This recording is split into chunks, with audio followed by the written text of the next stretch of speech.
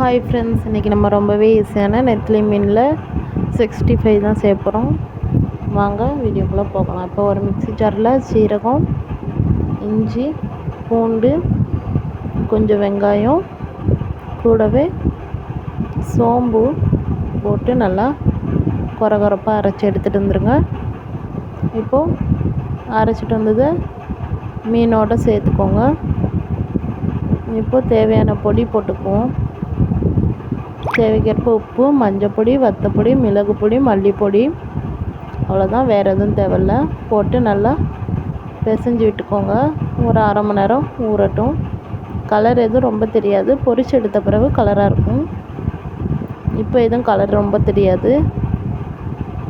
இப்போ நம்ம ஊற வச்சுட்டு வந்தாச்சு. இப்போ நம்ம ஒரு அரை லெமனை புழிஞ்சு விட்டுக்கோங்க. கார்ன்ஃப்ளவர் மாவு கொஞ்சம் போட்டுக்கோங்க. அவ்வளோதான். ரொம்பவே ஈஸியான நெத்திலி மீன் ஃப்ரை செய்யலாம். இப்போ அவ்வளோதான், நல்லா ஊறியாச்சு.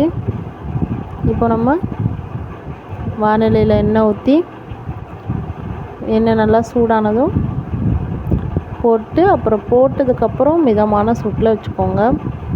போடுறதுக்கு முன்னாடி ஹை ஃப்ளேமில் இருக்கட்டும், போட்டதுக்கப்புறம் கம்மி பண்ணி வச்சுக்கோங்க. அவ்வளோதான். இப்போ நல்லா பொரிஞ்சு வரட்டும். ரொம்பவே டேஸ்டான நெத்திலி மீன் ஃப்ரை ரெடி ஆயிடுச்சு.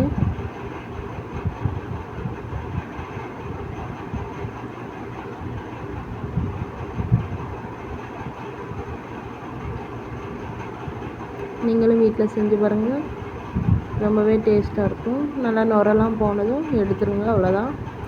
ரொம்பவே டேஸ்டான நெத்திலி மீன் ஃப்ரை ரெடி.